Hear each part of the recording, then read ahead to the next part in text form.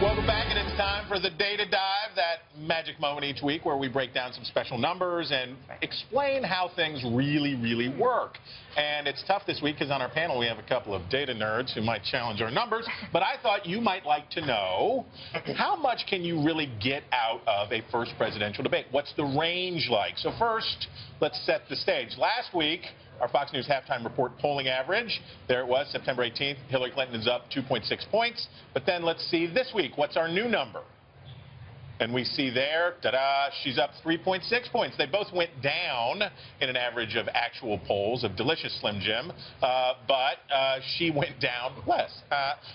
So that's the state of the race right now. Let's look back, though, to 2012. So here's the pre-debate poll in 2012 when Willard M. is for Mitt Romney faced off with Barack Obama before the October 3rd debate. He's down 5 points in the Fox News poll. Not where you want to be, but then he had a debate. And if you remember, he had a good debate. And what did we end up with? Let's see, after the October 3rd debate, poof, Romney goes up, Obama goes down, and Romney takes a 1-point lead in the Fox News poll. Pretty good. So that was a substantial swing. Let's go further back. Let's go to 2008. When we had, you remember that guy, John McCain. He ran for president. So did Barack Obama. Going into the first presidential debate on September 26th, he was down again 5 points, a popular figure apparently for Republicans. In a Gallup poll on September 24th to 26th, they had the debate. What happened? Take a look. Here it is. After the presidential debate, nothing happened. Well, he went a little further down. And the reason why, Dana Perino. I don't remember why. The reason why is it didn't matter because the economy was on fire. Oh, wait, I remember that very well.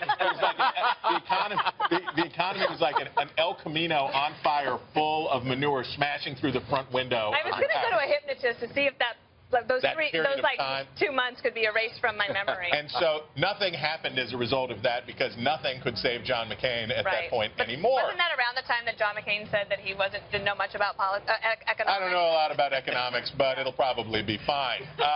So 1980. Now, we study 1980 a lot, and we study there was only one debate between Jimmy Carter and Ronald Reagan. It was a pretty big deal, et cetera, and Reagan was behind it. We've all heard this story, but you've heard it wrong.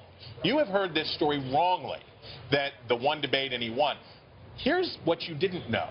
The League of Women Voters invited Jimmy Carter and Ronald Reagan to participate in a debate. They were going to do it in Baltimore. Jimmy Carter wouldn't do it, but there was an independent candidate, John Anderson. He did participate in that debate. So did Ronald Reagan. Ronald Reagan did pretty well. So Jimmy Carter lost substantial ground for not participating in a debate. In that September debate that Jimmy Carter rejected, I'm too busy, hostages, and I've got too much stuff going on. He passed on the debate, didn't appear on stage, and got his behind whooped by not even being there. He's going to show up. So, yes, the first rule, I think our panel would agree with us here, that you must first attend the debate. You must first attend the debate. And then here, of course, in the end, Carter does eventually show up. That's not Jimmy Carter, but that's a guy with a pretty sweet necktie. But Jimmy Carter eventually did show up and also lost. The one he did show up to, he lost to. Yeah, that was he probably wanted to erase that time from his memory. That's right. He's going to go to Dana's therapist, who will just erase that part. Well, I haven't found one yet, but if you know of one. So, but I think the takeaway here for me, and I want to start with you, Tom.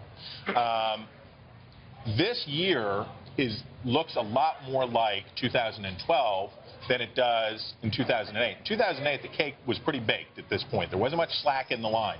This time, it seems like there's a lot more slack in the line, higher numbers of undecided voters, and a lot more fluidity in the race. So there is more at stake.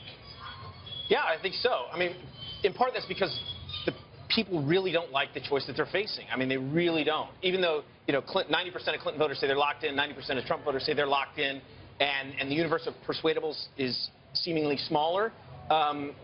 This race has been more volatile than we've expected, in part because the public just does not like either one of these candidates. It's unprecedented in terms of they don't trust them, and they just don't like them, and they don't really want to make this choice. And so it is, I think, that's why I think there's a lot at stake tomorrow night. Trump, I think, going back to the first question that you asked, I think Trump has very high risk, high reward. I think Hillary's her bandwidth on that is much lower. I think she's a much more experienced debater, and she's just going to have to, show her competence, and she'll be fine. What I would just say is, if you go back to 1980, you talk about people sitting out debates, Carter sitting out that first debate.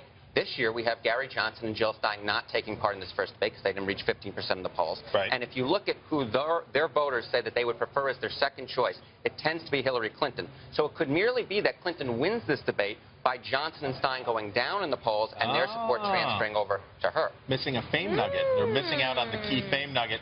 Mo, should they be on the stage? No.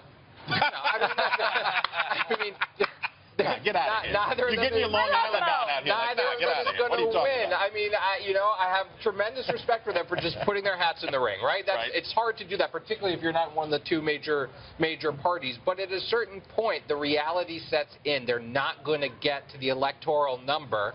And so let's get the candidates who actually have a shot at winning on the stage. But I heard it was going to be all thrown to the Congress, and we would never know, and it's going to be totally dramatic, and then in the end, it's going to be revealed. It's going to be great, right?